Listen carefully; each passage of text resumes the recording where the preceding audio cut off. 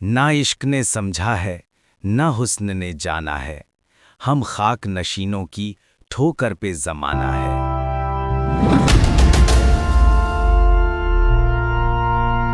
एक आदमी अपने साथ एक छोटे से लड़के को लेकर सेठ रायचंद के हवेली के दरवाजे पर पहुंचा। उसने कहा, सेठ जी, एक हादसे में इसके माता पिता का देहांत हो गया है। अब ये अनाथ हो गया है। अगर आप चाहें तो इसे अपने यहाँ काम पर रख लीजिए। सेठ रायचंद ने उस मासूम बच्चे की ओर देखा। उसका नाम था केशव। भोला चेहरा, हाथों को जोड़े हुए और आंखों में उम्मीद की एक चमक। सेठ के दिल में करुणा जागी।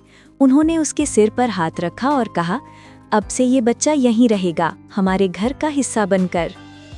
धीरे धीरे केशव ने हवेली में काम करना शुरू किया। सबके दिल में अपनी मेहनत और सादगी से जगह बना ली। सुबह की किरणें हवेली के आंगन में चमक रही थी।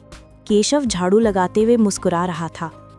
ऊपर बालकनी से छोटी राधा उसे देख रही थी।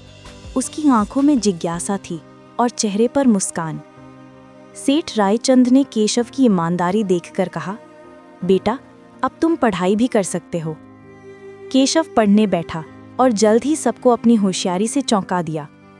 राधा उसके पास बैठकर पढ़ने लगी। दोनों की दोस्ती गहरी होने लगी। लेकिन मनव, सेठ का बेटा, ये सब देखकर खुश नहीं था। दिन बीतते गए। केशव और राधा एक साथ हवेली के बाग में बैठकर पढ़ते, बातें करते और हंसते। उनकी हंसी में मासूमियत थी और दोस्ती में एक अनकहा अपनापन। दूर कहीं हवेली से मानव उन्हें देख रहा था। उसके चेहरे पर जलन साफ झलकती थी। एक दिन राधा ने मुस्कुराते हुए केशव की कलाई पर दोस्ती का धागा बांधा। वो पल था सच्चे रिश्ते की शुरुआत का। धीरे धीरे ये दोस्ती एक पवित्र प्रेम में बदलने लगी, लेकिन किसी को भी इसका अंदाजा नहीं था कि किस दिशा में जिंदगी अब मोड़ लेगी। वक्त बीता और एक दिन हवेली में एक नई गाड़ी आकर रुकी। उसमें से उतरा विजय, इनके बचपन का साथी, जो अब डॉक्टर बन चुका था और वे देश से लौटा था। विजय ने पूरे परिवार से मिलते हुए राधा को देखा। पहली ही नजर में उसके दिल में कुछ हलचल सी हुई। राधा ने मुस्कुराते हुए विजय का परिचय केशव से कराया। तीनों साथ में बातें करने लगे, पर विजय के दिल में एक छिपा प्रेम पनप रहा था। एक ऐसा प्रेम जिसे वो कह नहीं सका, क्योंकि राधा का दिल तो पहले ही किसी और का हो चुका था। एक सुबह हवेली का माहौल बदल गया था। सेठ रायचंद बीमार पड़े थे। कमरे में हल्की धूप और एक सन्नाटा था। डॉक्टर विजय उनका इलाज कर रहा था। राधा उनके पास बैठी थी। मानव और केशव एक और खड़े। सबकी आंखों में चिंता थी। कुछ देर बाद डॉक्टर ने बैग बंद किया। कमरे में एक पल के लिए समय ठहर गया। सेठ रायचंद अब नहीं रहे। राधा फूट फूट कर रो पड़ी। मानव की आंखें नम थीं, पर दिल में कुछ और चल रहा था। अंतिम संस्कार के बाद सूरज उग रहा था, जैसे कोई नई शुरुआत हो। लेकिन उसी दिन मानव ने गुस्से में कहा, केशव, अब इस घर में तुम्हारे लिए कोई जगह नहीं। राधा ने समझाने की कोशिश की, पर मानव ना माना। केशव ने सिर झुकाया और बिना कुछ कहे घर छोड़ दिया। पीछे हवेली में सिर्फ यादें रह गई और एक अधूरी कहानी। सूरज की पहली किरणों के साथ केशव अकेला चल पड़ा, उस राह पर जहां मंजिल तो दूर थी, पर उम्मीद साथ थी। गांव की पगडंडियों को पार करते हुए उसके चेहरे पर एक नई शुरुआत की चमक थी, जैसे जीवन फिर मुस्कुरा उठा हो। नई नगरी में कदम रखते ही हर दिशा में एक अनजाना आकर्षण था। आंखों में जिज्ञासा, दिल में सपनों की हलचल। वहीं उसकी मुलाकात हुई सेठ दीनदयाल से, एक ऐसे व्यक्ति से जो दूसरों के हुनर को पहचानना जानता था। केशव के ईमानदार स्वभाव ने दीनदयाल जी का दिल जीत लिया। अब वो सिर्फ एक नौकर नहीं, एक बेटा बन गया।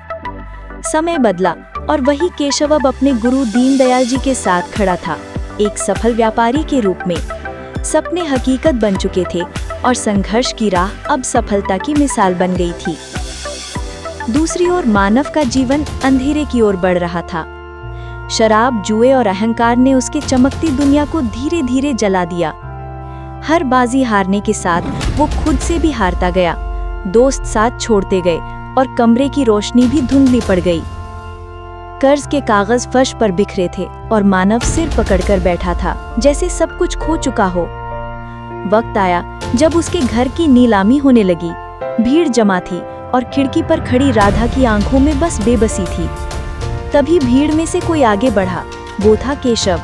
सूरज की किरणें उसके चेहरे पर पड़ रही थी, आत्मविश्वास और शांति का संगम।